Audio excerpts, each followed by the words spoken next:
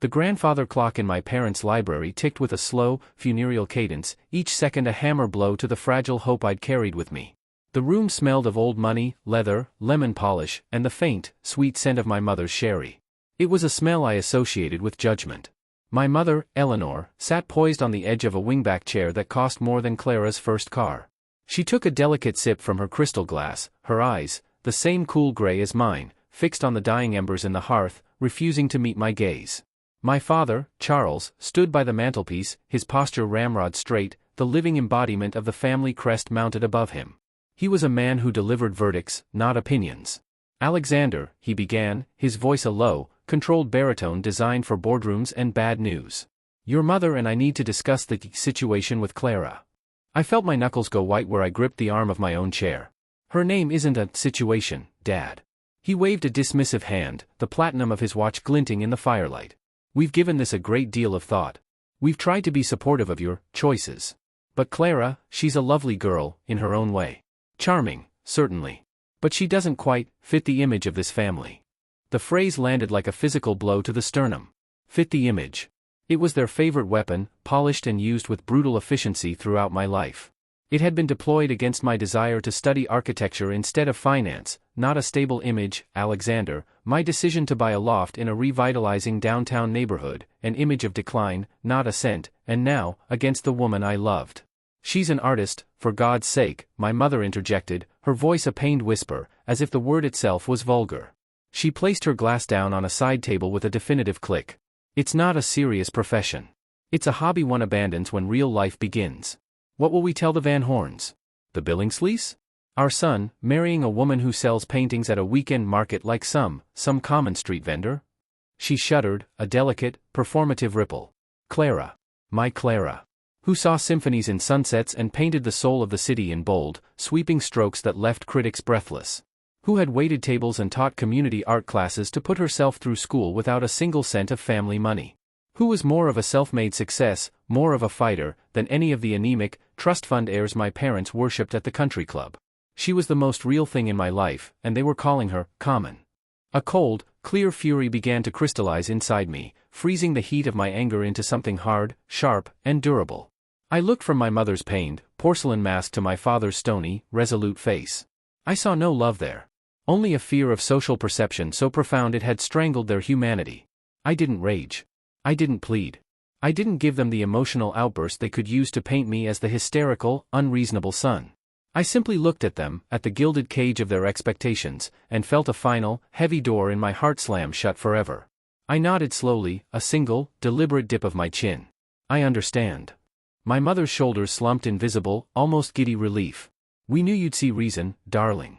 She offered a thin, victorious smile. "It's for the best. There are plenty of suitable girls from good families.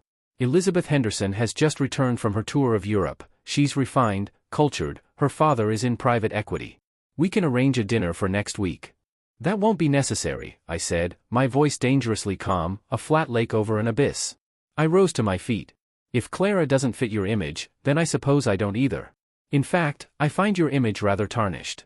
I turned and walked out of the library, out of the marble foyer, and out of their lives.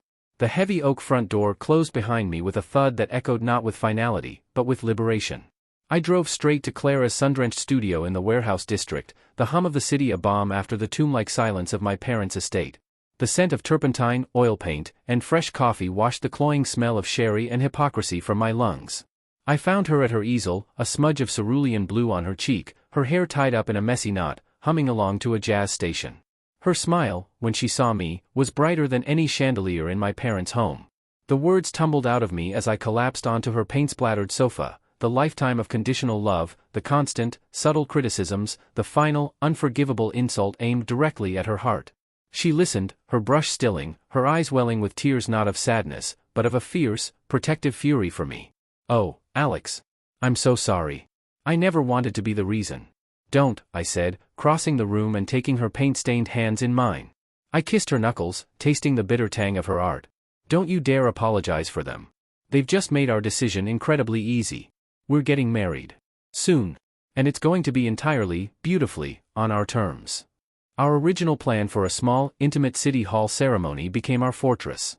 We planned it in secret, a quiet conspiracy of joy with only our truest friends as witnesses.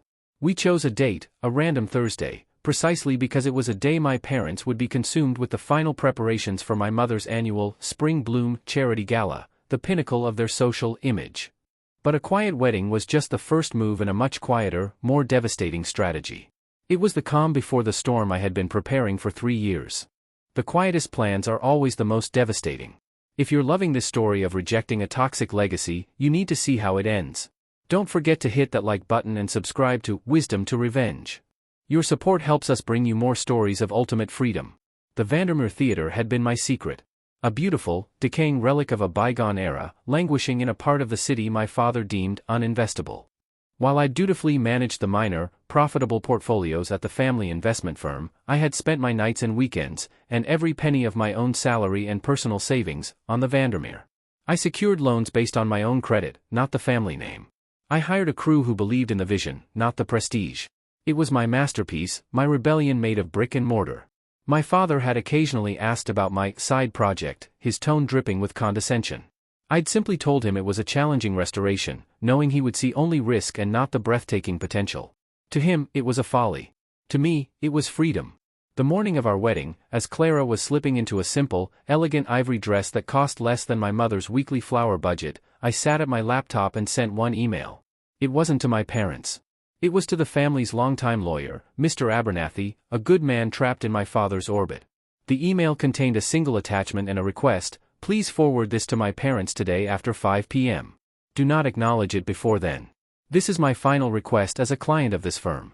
At 2 p.m., standing in a sunlit, wood-paneled room at the city clerk's office, I held Clara's hands and looked into her brilliant, tear-filled eyes. I vowed to love, honor, and cherish her, to build a life where she never had to dim her light to make someone else comfortable.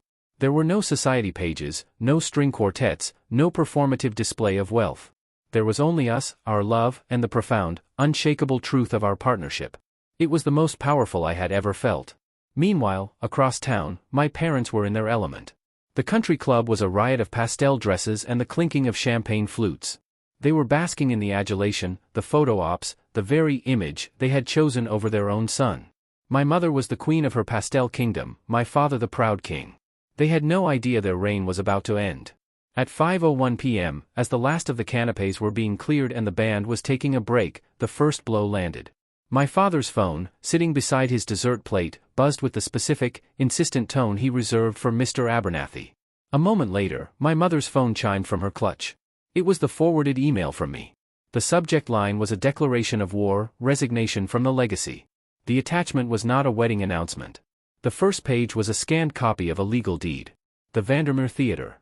Owner, Alexander James Hawthorne Rossi. I'd added Clara's Italian surname to mine, a final, symbolic break. The purchase date was 3 years prior. The second page was a digital copy of that morning's business section, which they had been too preoccupied to read. The headline was in a massive, bold font that seemed to scream, "Visionary gamble pays OFF, local architect sells Vandermeer Theater for record $50 million to Ethelred Tech." Below the headline was a full-color, half-page photo of me and Clara, standing arm in arm in front of the theater's magnificently restored Art Deco facade. Clara was beaming, her joy radiating from the newsprint. I looked calm, confident, and utterly at peace. The article detailed how my independent architectural firm, the one my father called a hobby, had not only masterminded the restoration but had been the primary investor through a series of brilliantly structured, self-funded deals.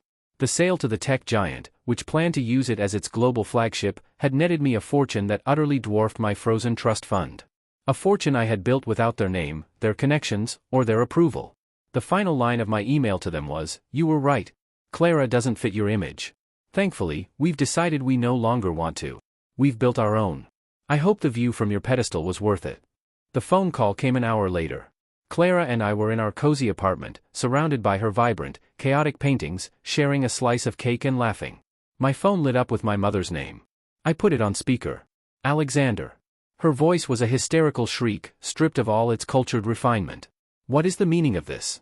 $50 million? The Vandermeer? How could you not tell us? The Hendersons just called to congratulate us. We looked like fools." "Tell you?" I replied, my voice flat, Clara's hand finding mine, her grip strong and sure. "So you could tell me it was a foolish risk? So you could try to insert yourselves into the process and claim credit? You made it abundantly clear you had no interest in my life, my career, or the woman I love. You forfeited the right to know. We are your parents, my father boomed onto the line, his voice cracking with a rage I'd never heard. We deserve a place in your life. In your success. This betrayal is unconscionable. You had a place, I said quietly, the truth feeling clean and sharp, like a surgeon's scalpel. You gave it up. You traded a son for an image.